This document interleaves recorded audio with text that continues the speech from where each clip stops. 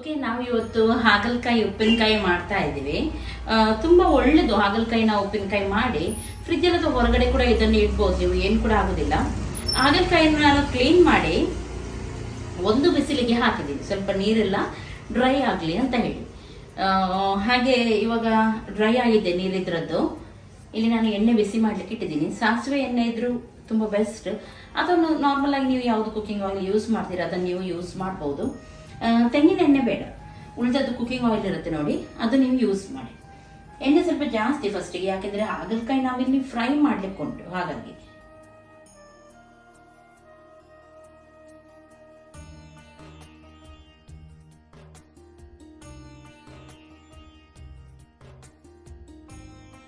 ಹಾಗಲಕಾಯಿ ಸ್ವಲ್ಪ ಹಣ್ಣಾಗಿದ್ರೂ ಪರವಾಗಿಲ್ಲ, ಏನಾಗೋದಿಲ್ಲ, ನೀವು ಅದನ್ನು ಹಾಕ್ಬೋದು, ಉಪ್ಪಿನಕಾಯಿಗೆ ಚೆನ್ನಾಗಾಗುತ್ತೆ.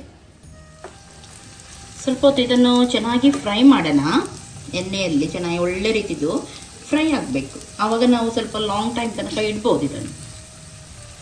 ಇಲ್ಲಿ ಇದು ಫ್ರೈ ಆಗುವಾಗ ಇದಕ್ಕೆ ಸ್ವಲ್ಪ ಉಪ್ಪನ್ನು ಹಾಕಿ, ಉಪ್ಪು ಸ್ವಲ್ಪ ಜಾಸ್ತಿ, ಆಮೇಲೆ ಬೇಕಿದ್ರೆ ನೋಡ್ಕೊಂಡು ನೀವು ಹಾಕ್ಬೋದು, ನಿಮಗೆ ಅಂದಾಜು ಗೊತ್ತಾಗದಿದ್ರೆ ಫಸ್ಟಿಗೆ ಒಂದು ಸ್ವಲ್ಪ ಹಾಕಿ, ಆಮೇಲೆ ಫ್ರೈ ಮಾಡಿದ ಮೇಲೆ ಉಪ್ಪಿನಕಾಯಿ ಮಿಕ್ಸ್ ಮಾಡಿದ ಮೇಲೆ ನೀವು ನೋಡ್ಬೋದು. ಇನ್ನು ಕೂಡ ಇದು ಸ್ವಲ್ಪ ಹೊತ್ತು ಫ್ರೈ ಆಗಲಿಕ್ಕೆ ಉಂಟು. ಓಕೆ, ಇವಾಗ ಇದು ಚೆನ್ನಾಗಿ ಫ್ರೈ ಆಯಿತು, ನೋಡ್ಬೋದು, ನೀವು ನೋಡಿದರೆ ನಿಮಗೆ ಗೊತ್ತಾಗುತ್ತೆ. ಇದು ನೋಡಿ ಕಡಕ್ಕಾಗಿ ಫ್ರೈ ಆಗಿದೆ. ಇವಾಗ ಇದನ್ನು ತೆಗೆದು ಸಪ್ರೇಟಾಗಿ ಒಂದು ಪ್ಲೇಟಲ್ಲಿ ಹಾಕೋಣ.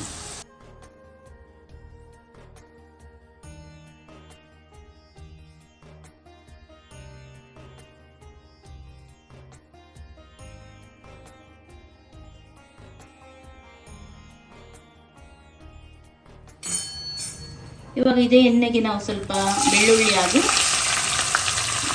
ಮೆಣಸಿನಕಾಯಿ ಹಾಕೋಣ.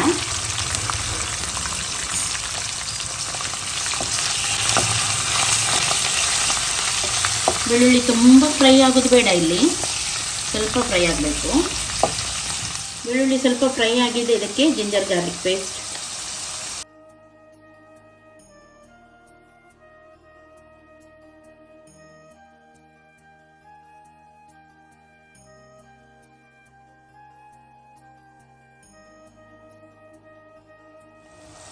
ಜೀರಿಗೆಯನ್ನು ಹಾಕೋಣ, ಒಂದು ಅರ್ಧ ಸ್ಪೂನಷ್ಟು ಸಾಕು, ಜಾಸ್ತಿ ಬೇಕು.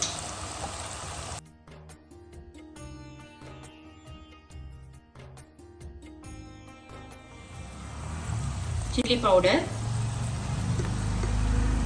2 ಚಮಚದಷ್ಟು,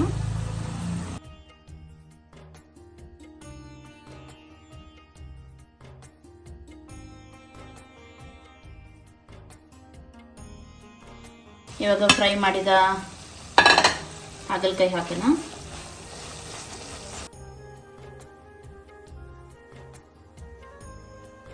ವಿನಿಗರ್ ಹಾಕಿ,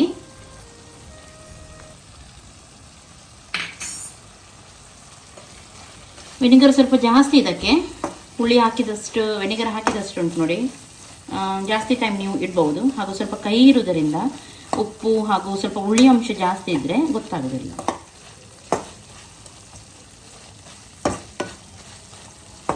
ಒಂದು ನಿಮಿಷ ಇದನ್ನಿಟ್ಟು ಆಮೇಲೆ ಗ್ಯಾಸನ್ನು ಆಫ್ ಮಾಡಿ.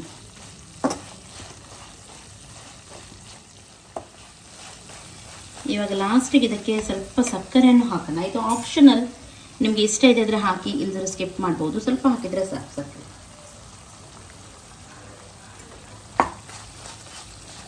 ಸಕ್ಕರೆ ಕರಗೋ ತನಕ ಇದನ್ನು ಮಿಕ್ಸ್ ಮಾಡಿ.